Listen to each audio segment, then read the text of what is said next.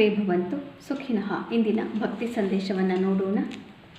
ಯಸ್ಯ ಸರ್ವೇ ಸಮಾರಂಭಾಃ ಕಾಮಸಂಕಲ್ಪವರ್ಜಿತಾಃ ಜ್ಞಾನಾಗ್ನಿದಗ್ಧಕರ್ಮಾಣಂ ತಮಾಹುಃ ಪಂಡಿತಂ ಬುಧಾಃ. ಯಸ್ಯ ಸರ್ವೇ ಸಮಾರಂಭಾಃ ಕಾಮಸಂಕಲ್ಪವರ್ಜಿತಾಃ. ಯಾರ ಎಲ್ಲ ಚಟುವಟಿಕೆಗಳು ಮತ್ತು ಪ್ರತಿಯೊಂದು ಉದ್ದೇಶವು, ಯಾವುದೇ ಕೆಲಸವನ್ನು ಮಾಡಿದರೆ ಏನೇ ಉದ್ದೇಶ ಇದ್ದರೂ ಕೂಡ ಅದೆಲ್ಲವೂ ಕಾಮಸಂಕಲ್ಪವನ್ನು ಬಿಟ್ಟು, ಅಂದರೆ ನನಗೆ ಇದನ್ನು ಮಾಡೋದ್ರಿಂದ ಈ ಫಲ ನನಗೆ ಬೇಕು, ಅದಕ್ಕೋಸ್ಕರ ಇದನ್ನು ಮಾಡ್ತಾ ಇದ್ದೀನಿ ಅನ್ನೋಂತಹ ಫಲಾಪೇಕ್ಷೆ ಇಲ್ಲದೆ ಭಗವಂತನ ಧ್ಯಾನವನ್ನು ಮತ್ತು ಎಲ್ಲ ಕೆಲಸಗಳನ್ನು ಮಾಡ್ಕೊಳ್ತಾ ಹೋಗ್ತಾ ಇರ್ತೇನೆ. ಭಗವಂತನ ಆಜ್ಞೆಯಂತೆ ನಾನು ಮಾಡ್ತಾ ಇದ್ದೀನಿ ಕೆಲಸ ಅಂತ. ಜ್ಞಾನ ಅಗ್ನಿ ದಗ್ಧ ಕರ್ಮಾಣಂ, ಅವನಿಗೆ ಜ್ಞಾನ ಅನ್ನಂತಹ ಅಗ್ನಿಯಲ್ಲಿ ಅವನ ಕರ್ಮಗಳೆಲ್ಲವೂ ದಗ್ಧವಾಗಿ ಹೋಗಿರುತ್ತೆ.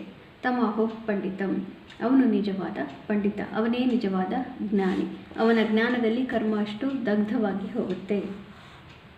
ಇಂದು ಶ್ರೀ ವಿಶ್ವಾವಸು ನಾಮ ಸಂವತ್ಸರೆ ದಕ್ಷಿಣಾಯನೆ ಹಿಮಂತ ಋತೌ ಪೌಷ ಮಾಸೆ ಕೃಷ್ಣ ಪಕ್ಷೆ.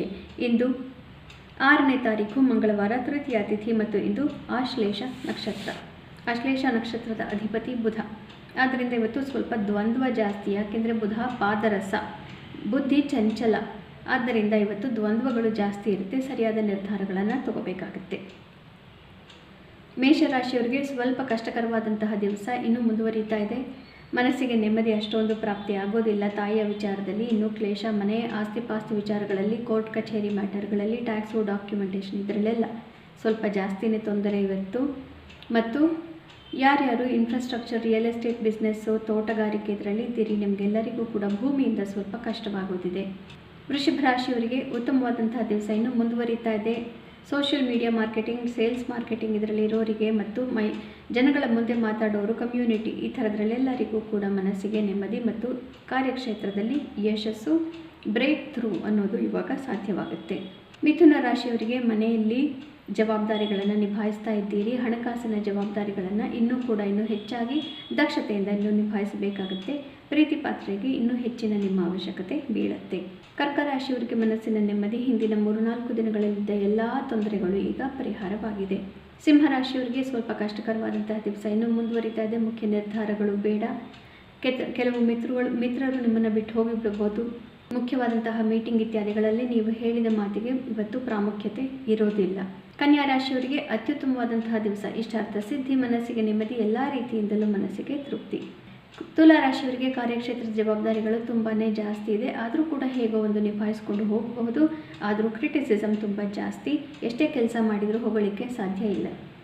ವೃಶ್ಚಿಕ ರಾಶಿಯವರಿಗೆ ಭಾಗ್ಯೋದಯವಾಗುತ್ತೆ. ಮನಸ್ಸಿಗೆ ನೆಮ್ಮದಿ, ಹಿರಿಯರ ಆಶೀರ್ವಾದ ಪ್ರಾಪ್ತಿಯಾಗುತ್ತೆ. ಧನು ರಾಶಿಯವರಿಗೆ ಸ್ವಲ್ಪ ಕಷ್ಟಕರವಾದಂತಹ ದಿವಸ, ಮನಸ್ಸಿಗೆ ನೆಮ್ಮದಿ ಇಲ್ಲ.